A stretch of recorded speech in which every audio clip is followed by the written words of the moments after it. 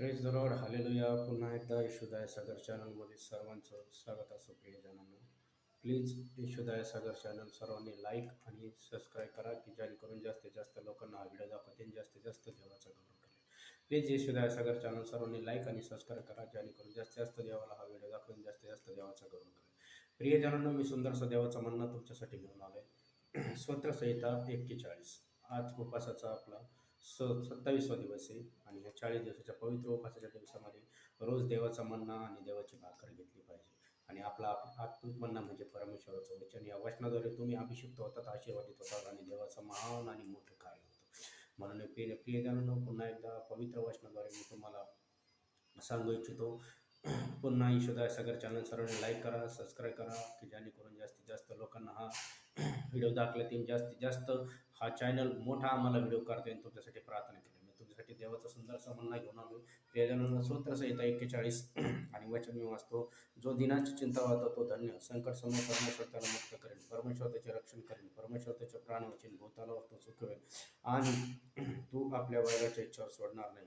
रोगी अंतरुणावर खेळले असता परमेश्वर सांभाळतो व रोगी अंतरुणावर असता तो बदलतो. मी म्हणालो, हे परमेश्वरा, माझ्या कृपा कर, माझ्या जीवाला बरे कर, कारण मी तुझ्या विरुद्ध पाप केले.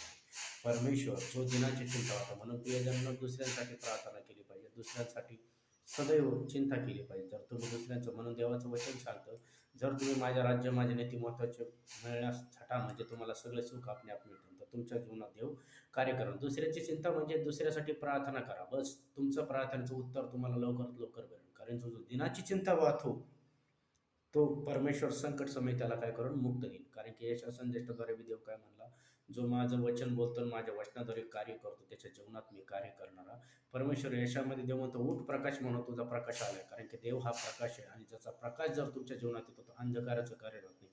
अंधकाराचं सैतानाचं कार्य दुःख, राग, कष्ट, भांडण, किरकिर, मनात बेचैनी, देवापासून दूर नेणारे विचार, हे सर्व देवाचं हे सर्व सैतानाचं कृत्य आहे प्रियजनांनो. आणि याच्यापासून दूर तुम्हाला ठेवतं देवाचं वचन. म्हणून प्रियजनांनो, प्लीज वचन हा रोज वाचत जा, वचनाद्वारे रोज प्रार्थना कर जा.